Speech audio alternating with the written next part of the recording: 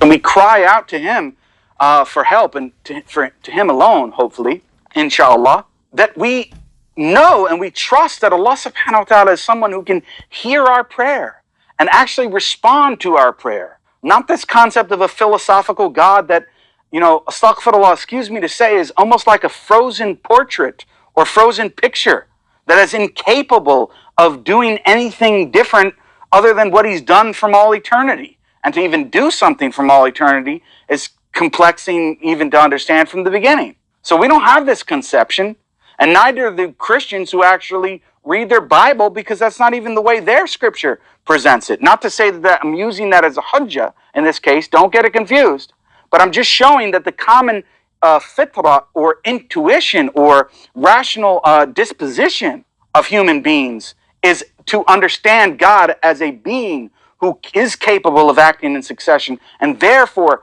hears our prayers in real time and is able to respond to them accordingly. Okay? Assalamu alaikum wa rahmatullahi wa barakatuh. Welcome, guys. So we're going to be responding to this claim by Brother Jake. Okay, so basically, if you follow Jake's argument in the video and even what he has been on recently, is now they have affirmed that God is spatial and temporal, following Ibn Taymiyyah. They are following Ibn Taymiyyah, right? Now, if you can see in this video, he's using terms like frozen, genuine, and I'll explain to you. We'll get into the video, but the point is that I'm going to use this the concept of Qadr to refute this position. Now, you are on a slippery slope to open theism if you follow Jake. Okay, this is all he talks about. Time, God has to be temporal, and they've also said God is spatial. Do you know what it means for God to be spatial? Spatial, that God has a size. Billah. And now he's saying that God is temporal, that God acts in succession, right? See, the next thing after that is emotion. They will start talking about God has to have a particular emotion. And then, before you know it, you get to open theism. And then universalism. Basically, this is what you will do. I'm not saying he's there yet, but that's where he's going with all this human emotion, saying like, oh, how is God responding to our prayer and stuff like that. So I'm going to refute this position today using Aqidah at-Tahawiyya. Okay, everybody agree Aqidah at-Tahawiyya? Yeah, I'm going to use that. So take for instance Qadr. Qadr doesn't change. Predestination, your destiny is not going to change. Does it mean it's frozen? Does it mean it's not real? You see, this is also the position between those who deny Qadr and the ones that go full-blown to the other side and they believe in libertarian free will. Whereas there's a middle ground. There's a middle ground of where even though God has predestined everything, things are still real and we are responsible. Do you see? That's the Ash'ari position. These guys, they will either go to the other side, which is open theism. They might not want to admit it, but that's where they are going to. Or they become Jabaris or something like that. But we have a middle ground where things make sense, even though it is determined. So will you say that the Qadr is frozen or is not real because everything has been predestined already? Will you say it's not real? And notice something. We are asked to believe in Qadr, but not that God is spatial and temporal.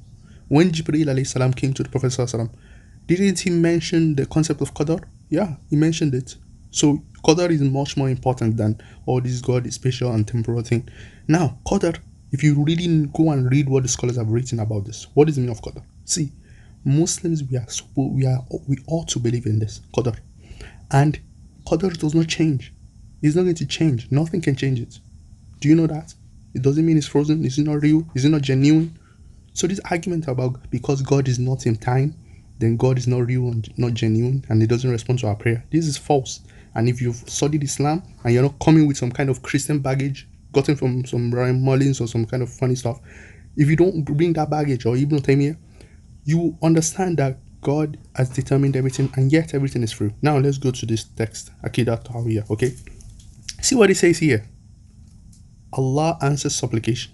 Okay, we affirm this. No Ash'ari or Maturidi will ever deny that God answers our prayer. No one will ever deny that God responds to our prayer. We can even say that. Okay, so for instance, it says this: in the supplication of the living and their acts of charity are benefits for the dead. Okay, so you're saying that one is, but the point is that Allah Almighty responds to supplication and fulfills needs. So we affirm this: God responds and fulfills needs. How does He do that? by decree. Okay, by decree, God responds and to our supplications and fulfill our needs by decree. Do you see? Do you see our answer? Do you see the Orthodox Islamic answer? Not some Christian stuff. God answers a response to our supplication by decree. Now let's go to this. Am I pulling this out of nowhere? Let's go to what we actually believe as Muslims. We believe in the something called the Qalam.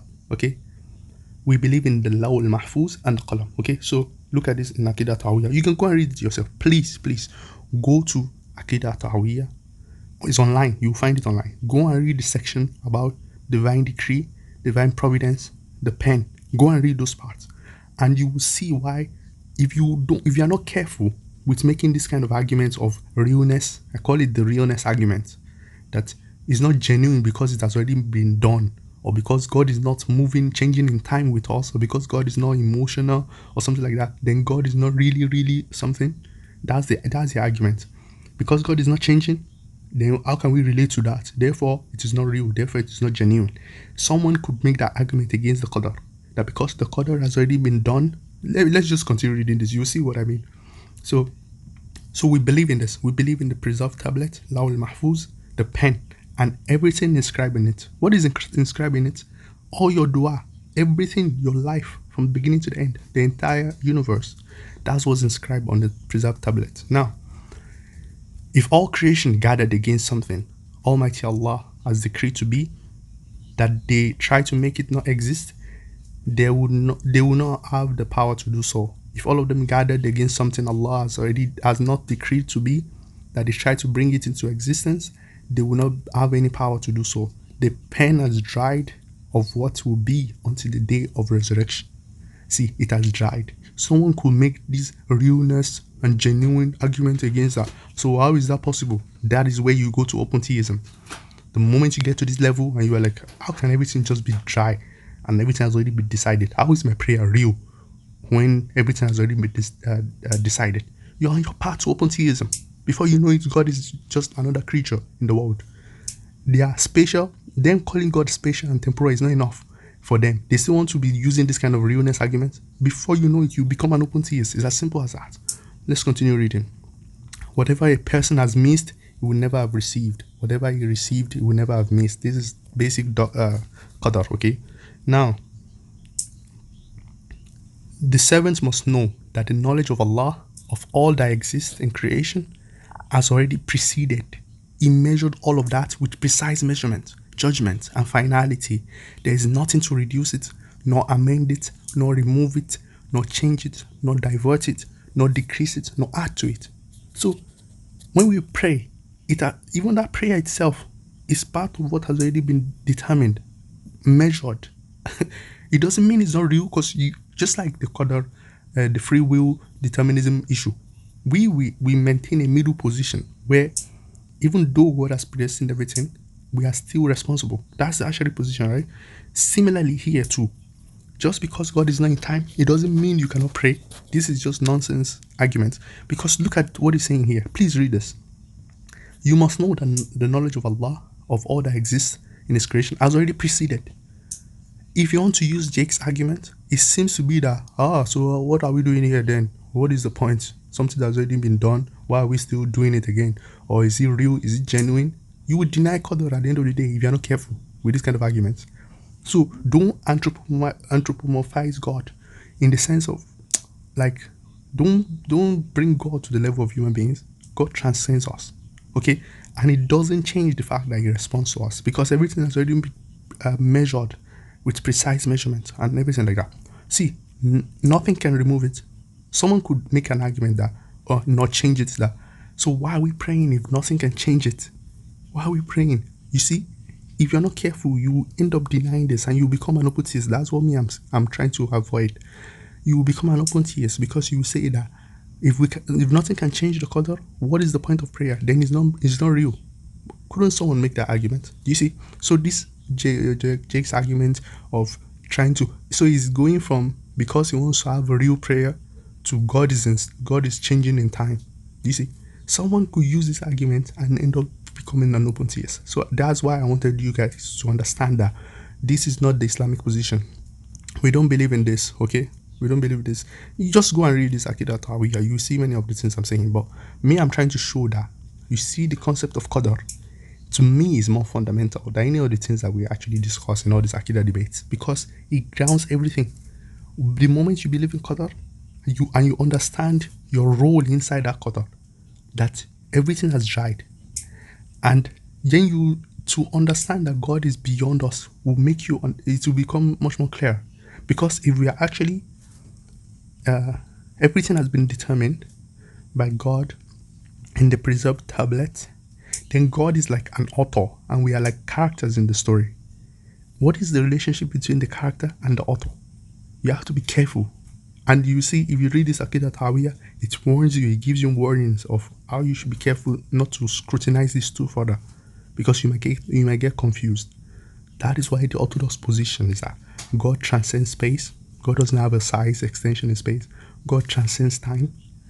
And God has predetermined everything, destiny. Yet, everything is real. It is genuine. From our own point of view, everything is genuine, real, and you're responsible. And everything ties well together in the Ashari Maturidi position compared to these new guys coming from nowhere. So anyway, let me see what you guys think in the comment section. See you guys later. Wassalamu alaikum wa rahmatullahi wa barakatuh.